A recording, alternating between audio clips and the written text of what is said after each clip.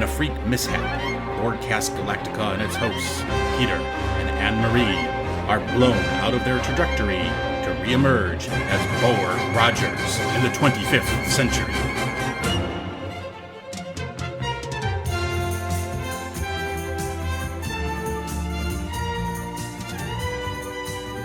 Hello friend, and welcome to Borg Rogers 2.5 with Peter and Anne-Marie. Yay, hello. We have some last time. And Andy responded to me asking about hanger decks. Oh, for this is Mark of the Saurian. Yes, and because I just wanted to know why do they do it there? Was it them being cheap, or does the Navy do it? And he responded, in the Navy, on carriers, they will often do events on the hangar deck because it's a large space where they can have a lot of people gather. On smaller ships like frigates and destroyers, they'll often do events on the aft flight deck or in the helicopter hangar there. Back before hangars were a thing, events would be done on the quarter deck, the back, usually under an awning, think fancy tarp. Okay. Cheers, Andy. Thank you. Tonight's episode is The Golden Man. Oh, golden turd more like. Oh. Fuck's sake, it's terrible. On board the explorer ship Searcher. Yes, and you're safe. You're safe, my little man. Quite safe. I wonder whether you could help us. Do you know your name? Could you tell us your name? My name? Yes. Velas. Your oxygen activator indicated that you'd been adrift for over 2 weeks. We're searching the area for other survivors. There was somebody traveling with me. Relcoast was his name. Thus far, your life pod was the only one we recovered. But I must find him. I must. We're doing everything we can. We're scanning the area for other life pod signals right now. But you just rest. We'll let you know if we find anything, okay? That's quite right. Quite right. Sleep, sleep. Let him sleep. Let him sleep, indeed. I loved it.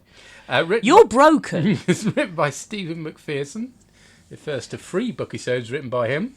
Developed the story for Cocoon 2 The Return, apparently, as well. Yeah, because that's quality.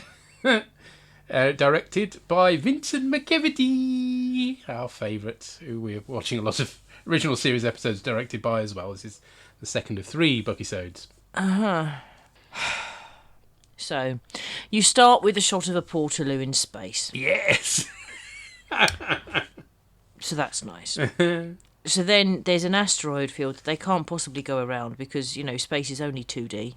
Yeah, I think the idea is that the Portaloo is travelling through the asteroid field, so they've got to go in to get it. But surely they could have sent Hawk's ship or Buck's ship in and tracked that using that. I don't know. But anyway, no, they've got to take their great big cruiser into the asteroid field, which is the same one they used for Season 1's Fighting 69s. Crichton is annoying, so's Tweaky. I don't give the flying fuck what they say because they're annoying. They close the blast doors very, very slowly and badly. They get a sort of ish distress call with Wilma on comms, which they can intercept. And inside, they bring it in, and there is a golden child. Yes, Velos or Velis, depending on who's pronouncing the name at any given moment in the script. Yeah, and he has no pulse. And then that's when you get, do you think he's actually made of gold? No, just because he's gold skin. I'm not made of pink. What the fuck? You're made of trifle, clearly. Yes, I am a living blamond. I'm made of ham. Oh, what you eat. He's played by David Hollander, who's most well known for Airplane. He does the scene with a young girl. He offers her a coffee in a very sophisticated manner. Oh, okay. Excuse me. I happened to be passing. I thought you might like some coffee. Oh, that's very nice of you. Thank you. Well, won't you sit down? Thank you. Cream? No, thank you. I take it black. Like my man. He was also a regular on Lewis and Clark and went on to work on movie music, including for Black Dynamite. Dynamite! Dynamite! Yeah. That is a fun film. Unfortunately, he is a bit of a nails down the blackboard child actor. Yes. And he has quite the wig. Yes. So yeah, that's your teaser. So then, after the teaser, the boy wakes up and he must find his companion that he travelled with. So there's a possible another life pod. So that's why they go driving into the asteroid field even further, even though on 0.9 of the standard scale, you wouldn't say standard scale. Every scale has a name, like the Beaufort scale for hurricanes, or the... Maybe it was invented by Mr. Standard. That's not fair. Right. Dave Standard. You not met Dave Standard? Oh, he's a top bloke. I see. Okay. Anyway, as a result of crashing into the fucking asteroid, Dr. Goodfellow falls over, and Wilma's got to do like they did in BSG and run to the engine room, like because they can't make a call to find out what the damage report is. She's got to run there, obviously. She's got something to do. Yeah. And so then the golden boy runs off. The Admiral's trapped and nobody can lift this thing off of him. He only looks like a fucking shelf. And the asteroid they're crashing into is absolutely huge. How the hell did they not see that coming? Yeah. Who was steering the ship at this point? Oh, I don't know. Stevie Wonder. Anyway, the boy stands there looking at them and you're like, oh yeah, he's going to magic it somehow. And he does. He touches it and so he can oscillate the molecules of metals to make it lighter. Right. This gets Dr. Cardigan very excited. He then says... It doesn't say much, does it? Golden Boy then says he must find Relkos, and they can't get out even with full reverse, but somehow, even though there's zero gravity, if they make the ship lighter, the thrusters will start working. Because that's how things work in space. Yes, apparently. So then they're going to go down to see if they can find Relkos, because then he might be able to help, because... Golden Boy is too small or something, and then you get a terrible drawing of a shuttle in space. So you told me it was a model, but it looked like it was coloured in with felt tip pen. Really badly filmed, but yes, it is the shuttle model from right at the beginning of the series. But yeah, it's rubbish. On the so-called uninhabited planet, Relkos has been captured by a mob with two totally overacting extras at the front. One's got a hat, the other one's got a trident. They are just like, I am an extra, notice me. It's not a trident, it's a pitchfork. This is the same backlot they used to film Universal's Frankenstein movies. And I think they're using the same outfits as well. Oh, that would make sense. Yeah. Burn him! Burn him! Anyway, the whole scene is just really, the sound on this is just all wrong. Because you've got a woman occasionally going, no, don't let him get away. Or a bloke occasionally go, don't let him get away. And like that's overdubbed over the mob, and it's just not remotely realistic at all. It's rubbish. So then they put him in this sort of cage thing, having thrown somebody else out because they've only got one. They can only have one prisoner at a time. You see, so they have to throw out the previous occupant. And it's a penal colony as well, so you'd expect a lot of them to be locked up at one point or another, but no. Or none of them. Either way, it's just silly. Anyway, he turns this one guy's weapon to jade, and then a mad screaming woman gives him a ladle, and he played upon the ladle, a ladle, a ladle. We played upon the ladle, and his name was Elton John. Anyway, so we've got Lauren, who's the beardy villager. Right. He's the one who sort of stakes a claim on Relkos. He's played by Bruce M. Fisher, who debuted in a film Debuted, sorry. It's not the way it's spelt, though, is it? Why don't they put a D in there? A D in where? Debuted. No, it's debuted. But there's no D there. Right at the end, but not halfway through. No. Debuted. That's how you...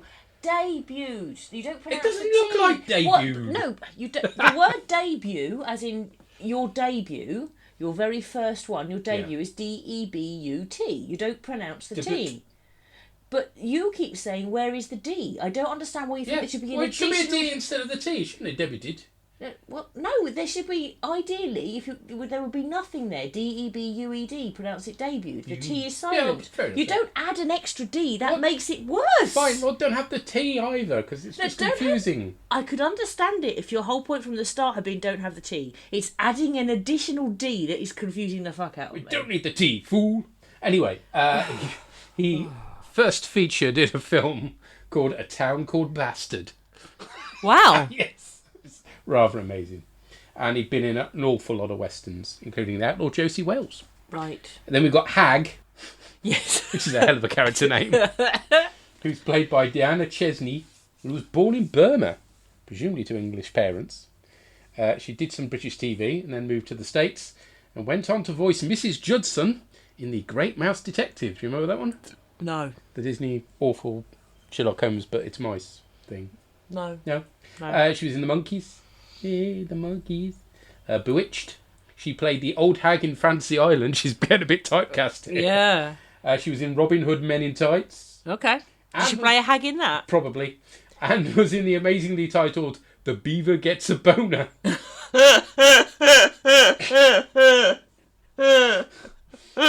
Which was a student film by the director of Heathers, apparently. Wow. Okay. Then the jailer is Michael Masters, who was in season 1's Planet of the Slave Women, and the A-Team, and BJ Count 1! Huzzah! Hey there, where you going? Not exactly knowing. Who says you have to call just one place? Oh! Who's the... No, is the jailer the blonde one? Because I'm going to come on to the tall ones a bit later. Yes, the tall one who's in charge, effectively. He's a bit later, We'll come to him. So, he then changes the bars of his cage to glass and runs away and hides. Buck and Velvet, or whatever the fuck his name is. Velos. Let's call the whole thing off. Yeah. They come down in the shuttle, and they see that they need to hide, but they do it badly, so they get captured. And then when they're captured, the extra tall man that I recognised is asking questions and being mean. Who is extra tall man? So the character's called Mr. Graff, and he's played by Anthony James, who was last seen in season 1's Plot to Kill a City as Varric, the dude who could walk through walls. Oh. Yeah, the one who wore a mask for a lot of it. He wore a mask for a lot of it. But he does have a very distinctive voice. So. And also was in BJ and the Bear.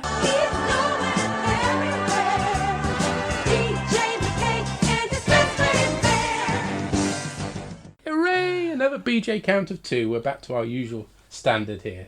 Did they ever do a team up with BJ and the Bear and Beaver gets a boner? I don't. You could have called it BJ gets a boner, but let's not go there. Beaver and the Bear. I mean, you know. Anyway, they, after asking questions, it turns out that, was it Mr. Graff? Did you say his name was? Not the Graff Van der Kay. Mr. Graff wants to use the golden people to make a ship lighter, so that even though it's only got one engine, which would make it fly on the wonk and then just crash, if it's lighter, apparently that'll work and it will take off. And it's quite a huge prop. I mean, it's shockingly bad, but it's huge. Yes. It's a colossal waste of money that was. Yes, really. It looks like a really shit art installation, doesn't it? Yeah, a massive bit of kitchen implement. Yes, it's weird. just, very odd. Yeah, do you take over yet? I'm beginning to lose the will to live. Yeah, so they get locked up. Meanwhile, on the Searcher, they're conducting repairs, which is quite a fun scene with people sort of looking really confused with what they're supposed to be doing with their glowy sticks. Yeah. And then there's somebody actually welding as well, so there's some decent sparks, but it all looks ridiculous. Goodfellow has discovered that the planet is indeed a penal colony, so Hawk goes to rescue Buck. Yet again, Hawk to the rescue. I mean, he'd be completely stuck without him. Well, it used to be Wilma. Well, it used to be Wilma, so yes, unfortunately now she's been usurped by Hawk. Raukos is found by one of the more friendly natives called Marcos. He's played by Roger Rose, who went on to appear in Friday the 13th Part 6. Wow. But mainly does voiceover work for video games and animations, including Avatar The Last Airbender. Look, the proper one, not the shit film. Yes, and was the voice of Superman in Batman Brave and the Bold. Raukos says he wants a 70s pop group for some reason. Yes. Specifically ABBA. That is explained at the end. Velos has changed a plate and fork into some valuable-looking gems, which the jailer tries to grab, then gets his arm stuck because he's an oaf. Yes. But grabs his arm and forces him to give him the key. No. Hawk is wandering the streets, covered in a cloak and hood, and sticking out like a sore thumb as a result. He introduces himself to Graff and a gathered crowd as an inspector from the Federation Justice Department, and he threatens destruction on the entire planet if Buck and the boy isn't returned, which is all a bit OTT. The jailer turns up announcing the prisoner's escape. Lauren and the hag find Velos. Hawk spots Buck in disguise, carrying Velos in a big sack. They spot who they think is Raukos in an upper window of a building, but it turns out to be the hag dyeing their son Alfie gold. Yeah, Alfie is played by Bob Elia, who's responsible for Tweaky's feeble voice in this season so far. Yeah. The real Raukos is taken by the mob to the crap spaceship. Hawk turns up and threatens the crowd again, giving himself away in the process. He's lucky the crowd are dumb enough just to stand there and let him run away. Oh yeah, I suppose better run after him, really. Graff, who's clearly in charge because at least got a couple of brain cells to rub together, cuts Buck and Co off at the exit gates, but the heroes take him and his mates out easily, and the golden duo fuse the gate shut. There's a rubbish shot of the Searcher in a magnetic storm. Oh, it just looks like they've put it in the shower. It's terrible. They just overdubbed some tinsel by the looks of it. The Golden Duo make the ship lighter because science, and this enables them to escape the asteroid field. Wow, this series is dumb. Goodfellow does the engines cannot take no more, but they eventually free the ship. Then he follows that up with an amazingly delivered line. Buck, how you doing down there? Fair to middling, considering what we just pulled off. Pulled off? Is that what he said? Pulled off? Shame on you, Captain Rogers. Shame on you. Pulled off indeed. Yes, we got wank jokes now in this series. Delivered by Dr. Cardigan. Wow. Does pulled off have another meaning in the States? Because round here it means a hand job. Yeah. It's revealed Raukos is 5 and Velis' son, hence the former calling the latter Abba a couple of times, which of course is Hebrew for father. Their race ages backwards apparently, although... How? Yes. Ouch. Yeah, it doesn't bear thinking about if you're the mother. And the comedy play out is Velos threatening to send him to his room. Yeah. Wow. Very, very silly. Oh, ridiculous. I found it immensely entertaining just because of how silly and crap it was, but there we go. And it wasn't boring, there's plenty of action, it's just dumb. Yeah. Dumb as a blooming packet of melted peanuts. I don't know. Peanuts don't melt. Well, that's how dumb they are, they've melted. And I'm sticking with it because I can't think of a better analogy right now. You are properly broken, you are. Yeah, and it's cheap as chips as well, isn't it? Oh, dear, the budget clearly is running out fast. It's terrible. It looks terrible. The sound design in this episode is terrible. It's shot badly. The plot makes no sense. The extras really overact, particularly the two at the front of the cart thing, and Hag really overacts. Hag, yes. Just should be called Ham instead of Hag. Fucking she reminds hell. me of that woman in Talons of Weng Chiang who does the awful Cockney accent. Oh, I've never seen anything like it. Oh, my puff, that lady. Yes. Except she just made me think of Terry Jones as one of the Pepperpot women in Monty Python. Oh, yes. Oh, no, the golden man. Oh, yes, you must get him. Oh, no, don't let him get away. And Dr. Cardigan making fucking wank jokes. Just come on. No. That's what we're here for. No.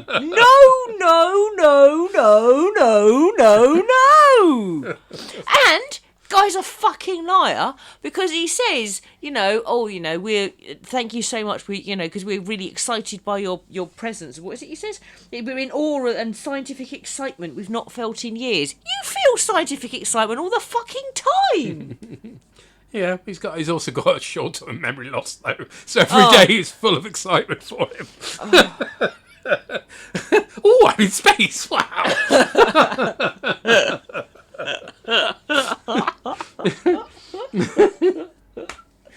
Just doesn't pay to be one of his patients, I shouldn't think. But anyway, who are you again? What am I doing? Oh, is that your arm?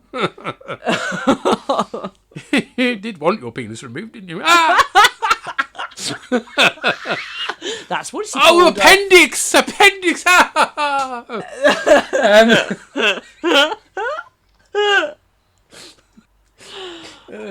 Anyways, let's find out what other people thought. Yeah, what did Paul Doreen think of this? What have we put her through? She says, okay, I didn't enjoy this. You and me both, Doreen. I remember enjoying the backwards growth life cycle storylines as a child, but it just doesn't make sense. No, it doesn't. It is not physically possible for a 5-foot-old golden baby to be born from a 3-foot golden woman. There is a reason that humans grow up rather than shrink down. Our man-sized golden kids hatched from eggs. Maybe. But I think there are physical impossibilities here too. I would think that in order to contain that size of being, the egg's shell would have to be so thick and hard it would be impossible to crack open. And how has that society survived if toddlers with the terrible twos and stroppy teenagers have the greatest matter-changing powers? Yeah, that doesn't make any sense, does it? It's bobbins. It's all bollocks, Doreen. I completely agree with you. Jeff, on the other hand, says, I actually had a lot of fun with this one. So here we go, he's on my side. It wasn't good by any means. No, but it was the right mix of stupid and goofy. The big father and son switcheroo twist wasn't exactly clever. No, not even the slightest. But it did amuse me. It was pretty obvious when Relkos started asking for ABBA, and I doubted he meant the iconic Swedish pop act. There were also some really shonky special effects. Yes. Fun, poorly choreographed fight scenes, and Hawk got to be cool. The only real drawback of the episode was that Wilma was entirely sidelined. Maybe I've just been brainwashed by the show, but I enjoyed my time with this one. I look forward to the podcast, if nothing else than a check of my own sanity. Well, worryingly, you're on my side of things, which really is not a good state of affairs to be in. Sorry, Jeff. What did Sampo and Jonna make of this? Hello. Hello. So we just watched the Golden Man. The Golden Man, yes. What happens in it? If you explain the plot of this episode, it would actually sound exciting. There's an asteroid field and a crash and a storm and escaping from jail and angry mob and all that. But Yeah, but I guess this was quite a good episode anyway. Really? Okay. Really? I liked it. Oh, okay. More than the last one. Okay. Well, good. Yeah.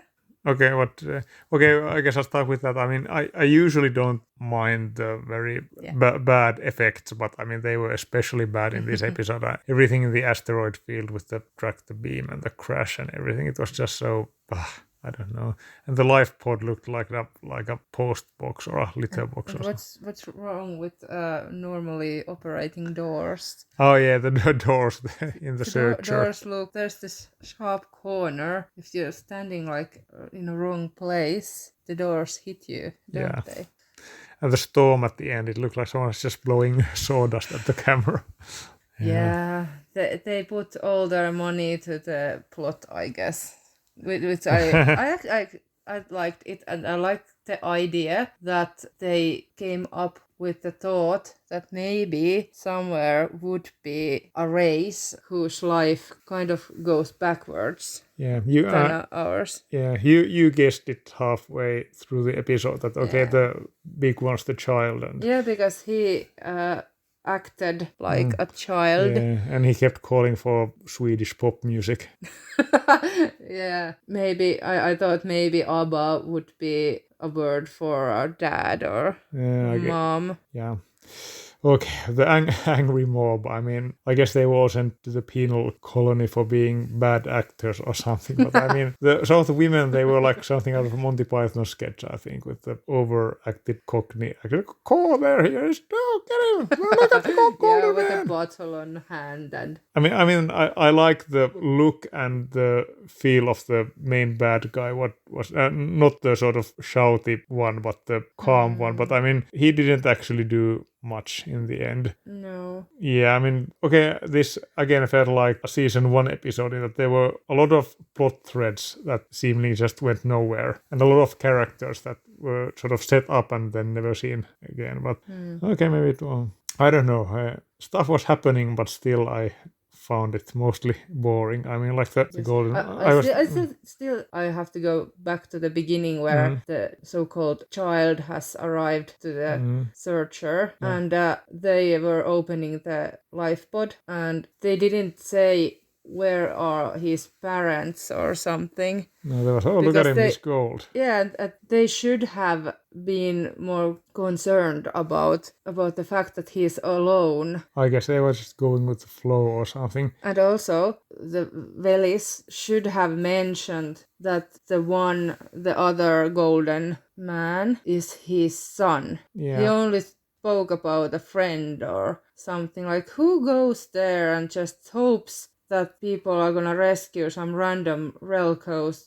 He should have said that it's his son, for God's sake. Go and help him. Yeah, He's 5. Yes, I know. If my 5-year-old son was missing, I wouldn't just say, "Oh, there was another one. Please go and find him." Or say, "My son's missing. Let's go find Never him mind now." me. Go get my son now. Something like that. Yeah. Well. Hawk was pretty good at disguising himself, and actually Buck too. I mean, I was just afraid he'd just put a hat on or something, but no, it worked. Oh yeah, and you mentioned that, well, in the beginning of the episode, the mob was pretty proficient because they were one of the few people in the entire series who've been able to get the better of Buck and beat him down like several times. But yeah, that went all out the window at the end when they were just sort of, I don't know, can't follow Hawk around a corner and get easily beat up. it was very nice when there was this man in the cage, and then the mob found a better prisoner, and they just okay, now you are out, and the golden man is in, and he's like, okay, I'm free or what? Yeah. But yeah, so this is Ray, an episode that you liked more than I liked, but well, why not? Good. Yeah. But I guess that let's see what we get next week. Yes. Have a nice day. Yes, you do that. I'm tired. Bye. Bye-bye. Bye. Yeah, the effects are utterly terrible. Yeah, the crash is poorly realised, definitely. Yeah. And, the life pod looking like a postbox is fucking polite, to be honest. I think they put all their money into the gold makeup, personally. Right. But they also went to a Monty Python place. Yeah. Yes, it's criminally bad acting. That's why Yeah, I they've like been that. sent there. Yeah. Yes. And you're right. He should be saying straight away, don't worry about me, my son is out there. Then they would be confused, then he would explain, but then they'd go looking for the son.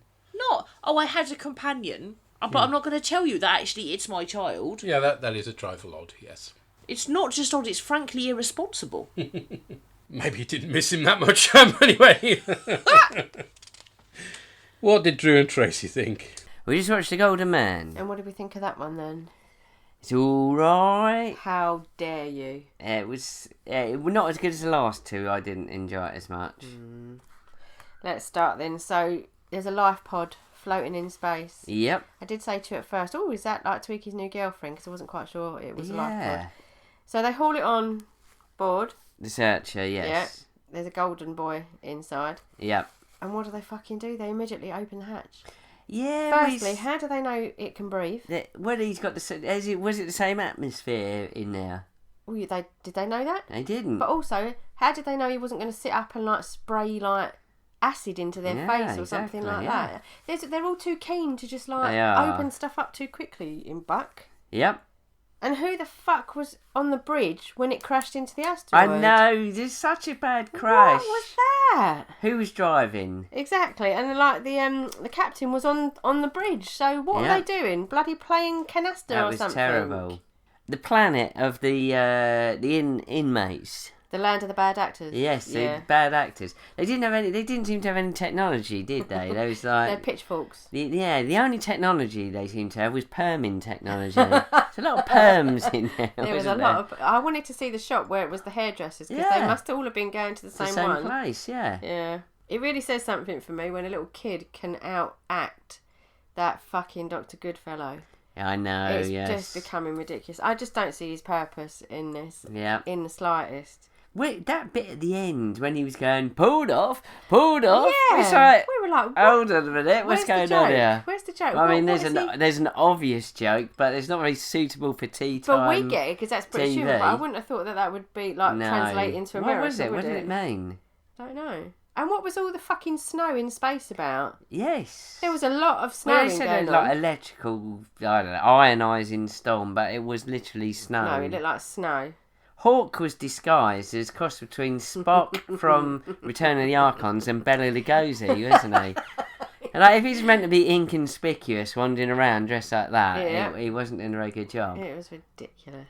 So the hag, we've got to mention the hag. Yes, she was credited as the hag at the end. She was credited as the hag, but we didn't know that she was like a parrot, didn't she? She was just like screeching like a woman from outside of Oliver Twist. She was literally, all right, governor, here. Yeah. Like, we thought that Hawk was going to start chatting to her, didn't we? So what the fuck was that on about? This really annoyed me. Yeah, I can again. I think I can remember this one. You fucking remember all of them. It's not that good. Yeah, this but you one. can't say at the beginning, it's all right, and then go, actually, it's not that good. I'm standing by my shit. It's fucking awful. Oh, I'm not saying it's awful. I still think it's better than the double-length episodes we've had, but it's just not as good as the last two. Just to cut in, when they have the crash, and like the scaffolding falls on the captain. Oh yeah, and they're all trying to get it up, but then Buck and Hawk come into the bridge. They don't immediately both go to his rescue, do they? Hawk goes to like the control panel. Yeah. And it's like, that just shows you. Yeah, and Buck looked like he was leaning on it, didn't they? At one point, where he was having a chat, and it just looked like he was leaning on it. No, it's not a great story, this one. But, alright. It's watchable. I would give it that far. Well, think about that one. Anyway, leave it there. Okie dokie. Take it easy, guys. See you later. Bye. Cheers. Bye. Yet again, Drew's like, it's all right. And Tracy's like, what are you on? It's kind of like us. You're like, oh, I enjoyed that. I'm like, what the fuck? Is absolutely bloody terrible. I thought it was fun, but there you go. Well, it's clearly so did Drew, but me and Tracy do not agree with you. Glad it wasn't just us that noticed the wank joke. I was beginning to wonder on that one. Did he really make a wank joke? Anyway. And yes, a Hawk disguised as Count Hawk von Carstein. Yes. Yeah. And yeah, it did look like snow in space. It wasn't that good. But No. yeah, it did make... Why was it all going down? I just... Yeah, I don't know. Very limited understanding what space is like, haven't they? Yes, they have really, to be honest. Maybe that's why they crashed into the asteroid. What did Parry make of this? Hello, Args. Parry here, back from his wanderings south of the Wall, and I'm back to talk about the Buck Rogers episode, The Golden Man. Now, I've been fairly down on Season 2, it has to be said. It has not impressed me. But one of the things that I hope came across both in Season 1 of Buck Rogers and when we're covering things like TOS is, particularly with these old shows, I like it when they try. And I like it when they make an effort. Now, obviously this one starts off kind of weird with the tiny escape pod. But, I mean, I'll give the thing credit. The Searcher embedded in the asteroid is naff. It does look like a model. It looks really like a model. But bless them, they tried. They tried to make the ship look like it had crashed into an asteroid. They tried to make... The actual bit of scenery that came down didn't look particularly polystyrene-y. It wasn't heavy, it was polystyrene, but for a while it was vaguely convincing it had weight. And I do like it when things like that happen. We got another random spaceship. What the hell was that shuttle? I mean, that was maybe a bit too much. While trying is one thing. Some sort of shuttle that you've clearly cobbled together, possibly out of cardboard in 5 minutes. It wasn't a particularly great model, but again, I appreciate a good model. I just don't know why they couldn't have used, say, I don't know, Hawk's ship or a Thunderfighter, both of which, or the old Galactica shuttle, which was seen plenty of time why someone felt the need. But I mean, the story is they're responding to a distress call. They rescue a golden person who's part of this mysterious race, and he says they've got to find this other one who will help them change the molecular density of the ship to get it out. So Buck has to go down to a planet, and this is where the episode kind of derails a bit, if I'm honest. I actually quite like the stuff happening with the Searcher, but where it all derailed for a bit was when they went down to the planet, be it your weird quasi-medieval locals, the screeching Cockney woman who we got, dear God, we got so, oh, he turned my label to silver, oh, I mean, good God, I've had to deal with some bad Scottish accents and things, and God, I feel for you guys, I was cringing inside for anyone from, frankly, within about a 10-mile radius of the borders of London, but hearing that, good grief, the screeching, Eliza Doolittle, half expected to be breaking into Wouldn't It Be Lovely at some point. And yeah, the fact that she was in it so often, oh, I'm not taking my boy Carl to get the reward. And yeah, that bit just seemed to be your typical, we've got locals and they've captured, people will get captured, people will get released. And Hawks, I know in the Return of the Archons, which if you're following the Borgcast feed, and you should be, Spock had kind of a cloak which looked a wee bit out of place, but nothing compared to Hawk's absolutely terrible. Oh, don't worry, I'll disguise myself. He's got this giant hooded cloak which he's also holding over his face, looking totally out of place, and then saying he's like the prison inspector. And it's only when he makes like some sort of mistake about the rules of the prison or how that probe got there, they go, hang on, this lad might be a fake. And all he ends up doing is legging it. Was the worst. So the planet stuff was frankly a bit duff. And the whole twist of, oh yes, they age backwards. Now, I have issues with the whole, yes, they are born fully grown and turn into small boys as they age thing.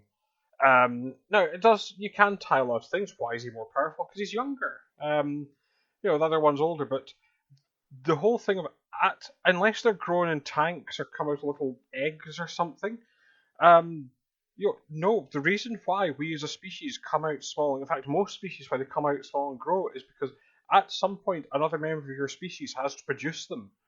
Unless, I don't know, do they mate like fish? I'm maybe thinking too much about golden man mating here. But overall, like I say, this is more standard Buck Rogers. It's still not the best Buck Rogers you've got, but this has definitely been a vast improvement over the last couple of episodes, even if most of it was laughing at Hawk's terrible disguise, running around the planet avoiding squawking Cockney women.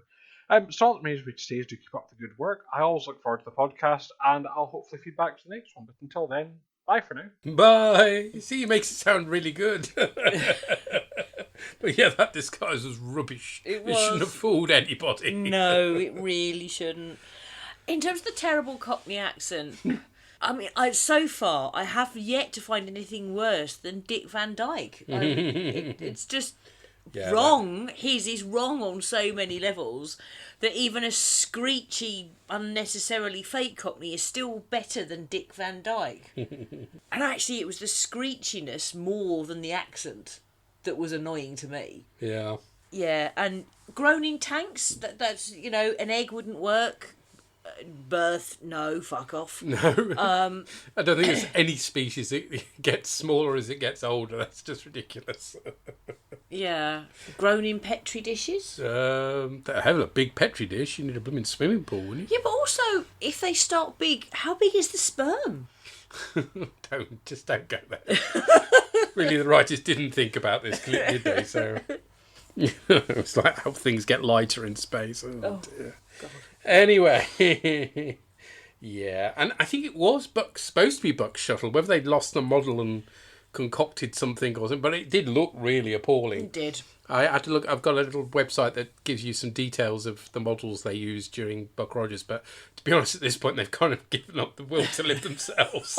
So the details are less and less. There's no mention of what that model is. So anyway, next time we shall be covering the exciting sounding The Crystals. Oh God! Stop the clock! I found a clue. I tell you what you need to do. You need to find the background music and just play it very quietly on a loop underneath the entire episode. No. But yeah, if it's got Richard O'Brien in it, I'm up for it, but I can't think they can't even afford him. So. No. Also, The Crystals sounds like a third-rate 1950s women's group. Yeah. Recording 28th of July. I think it'll be the last one before we go on holiday. It will be, yes. And then there'll be a little longer break as we're away. But yes, more details about that in 2 weeks' time. Until then, cheery bye. Bye bye.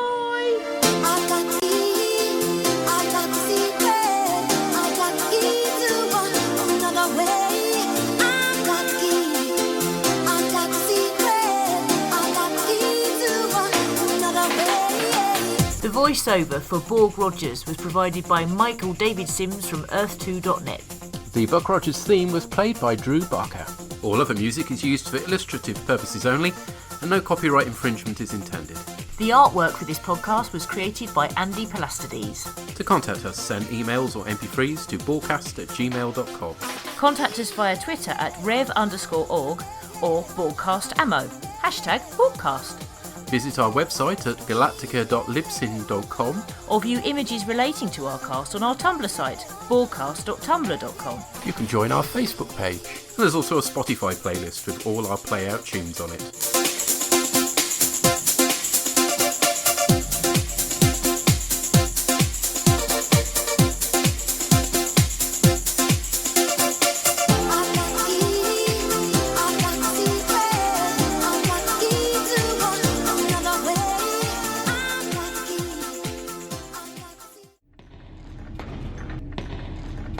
Shut it down!